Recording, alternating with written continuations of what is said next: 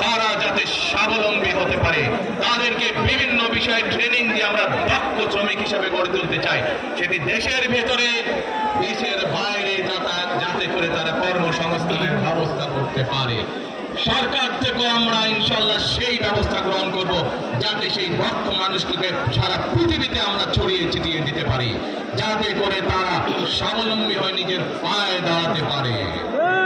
প্রিয় ভাই বোনেরা, আমরা বহু মানুষের জীবনের ত্যাগের বিনিময়ে আজকে এই গণতন্ত্রকে আমরা, কিন্তু আমরা বিগত কিছুদিন ধরে খেয়াল করে দেখছি বাংলাদেশের কোন মহল, এই দেশের ভেতরে কোন মহল, গত কয়েকদিন ধরে আপনারা দেখেছেন পত্র পত্রিকায় এসেছে, বিভিন্ন সোশ্যাল মিডিয়াতে এসেছে, আলোর যে ঘটনা আছে সেগুলোকে কিভাবে ডাকাতি করা হচ্ছে। ঠিক যারা এই দেশ থেকে পালিয়ে গেছে তারা যেভাবে আপনাদের ভোট ডাকাতি করেছে, এই ষড়যন্ত্র শুরু হয়েছে, দেখেছেন আপনারা?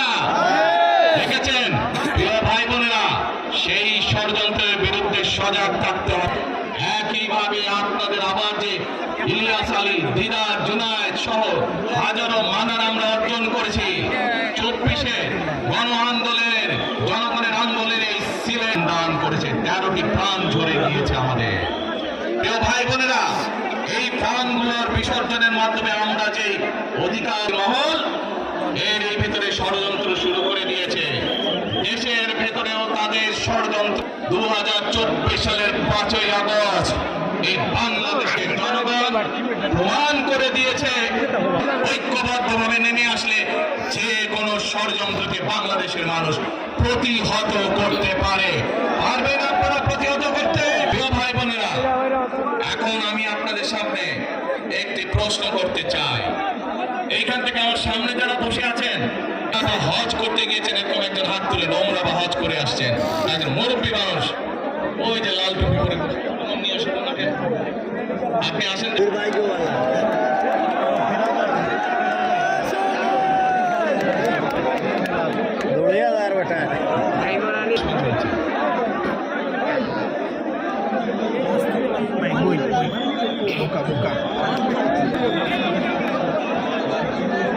বসেন, আপনারা বসেন, উনি এখনই মঞ্চ সবাই দেখতে পারবেন কে মানুষটা।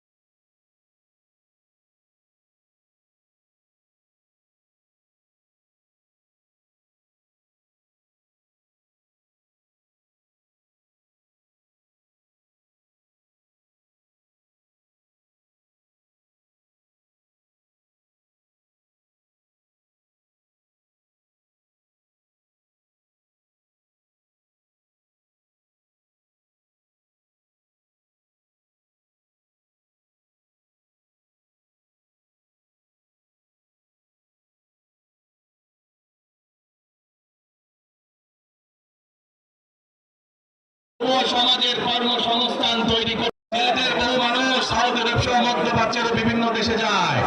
আমরা এই মানুষগুলোকে দক্ষ করে গড়ে তুলে নির্যাতিত হয়েছে, অত্যাচারিত পঙ্গুত্ব বরণ করেছে। 2024 সালের 5ই আগস্ট ছাত্র জনতার অভ্যুত্থানের ভিতর দিয়ে বাংলাদেশের মানুষ 71 সালে যেভাবে দেশকে স্বাধীন করেছিল, 2024 সালের 5ই আগস্ট সেই স্বাধীনতাকে বাংলাদেশের মানুষ রক্ষা করে মাধ্যমে বাংলাদেশের। আসসালামু আলাইকুম। আগামী দিনে আমাদের যুদ্ধ হচ্ছে বাংলাদেশকে স্বাভাবিক করার যুদ্ধ, এই দেশের মানুষের মালিকানা আবার এই দেশের উপর প্রতিষ্ঠিত করার যুদ্ধ। সেই যুদ্ধে সবথেকে বড় যেটি আমাদের লক্ষ্য, সেটি হলো এই দেশে স্থিতিশীলতা আনা, শান্তি আনা, যাতে এই দেশের মানুষ এবং বাইরের মানুষ, বিনিয়োগকারী প্রত্যেকে আশ্বস্ত হতে পারে যে বাংলাদেশে তাদের বিনিয়োগ নিরাপদ। আগামী দিনে আমাদের যুদ্ধ এই দেশের আইনের শাসন প্রতিষ্ঠা করা, এই দেশকে একটি প্রাতিষ্ঠানিক ভিত্তির উপর দাঁড় করানো আর মানুষকে রাষ্ট্রীয় কাজের প্রত্যেকটা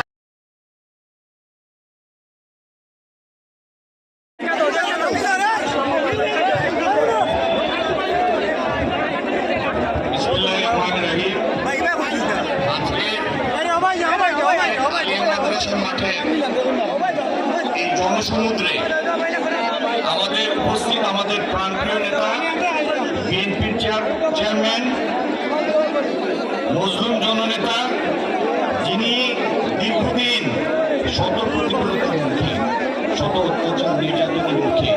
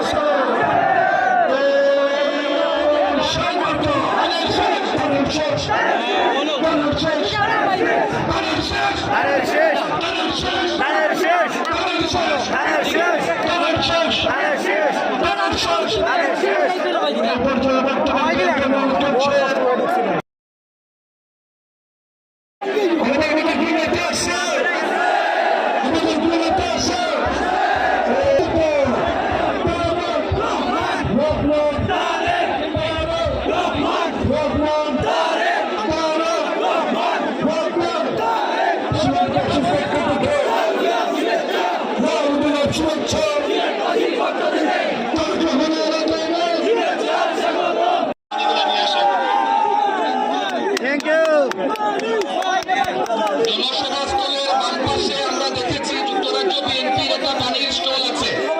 পানি, প্রচুর পানি আছে। আমরা স্বেচ্ছাসেবক যারা আছেন তাদেরকে অনুরোধ করব, এখানে অনেকেই ইতিমধ্যে অসুস্থ হয়েছে, পানিগুলো মাঠের ভিতরে প্রবেশ করতে আপনারা সহযোগিতা করুন। ধন্যবাদ।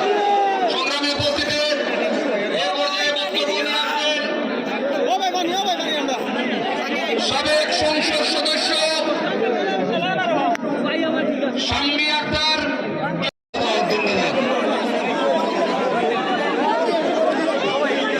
বাম পাশে যারা আছেন আমরা আপনাদের দেখতে পাচ্ছি এখান থেকে। মনে রাখবেন আপনাদের প্রত্যেকের গতিবিধি কিন্তু রেকর্ড হচ্ছে। দলীয় শৃঙ্খলা মানবেন এবং আপনারা আমাদের আইন শৃঙ্খলা বাহিনীর যারা আছেন তাদেরকে সহযোগিতা করবেন। আপনারা বাস থেকে এক হাত পিছনে যান প্লিজ। বারে বারে আপনাদের বলা হচ্ছে এটি আমাদের নিরাপত্তা বেষ্টনী, এটি আমাদের নিরাপত্তা বেষ্টনী এবং একজন অসুস্থ হয়েছেন। ডান পাশে আছে, মেডিকেল টিম আছে, অ্যাম্বুলেন্স আছে। আমরা একটু রাস্তা করে দিই প্লিজ।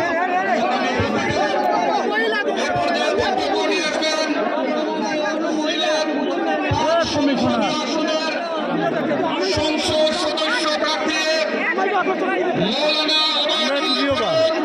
করতে চাই যে সিলেটের মানুষ, সিলেটের আপামর ছাত্র জনতা বিগত 1.5 দশক যিনি বাংলাদেশের মানুষের মুক্তির আন্দোলনে নেতৃত্ব দিয়েছেন, সেই প্রিয় মানুষটি আজকে আমাদের এই পবিত্র মাটিতে আমাদের সামনে বক্তব্য রাখবেন। সুতরাং আমরা প্রত্যেক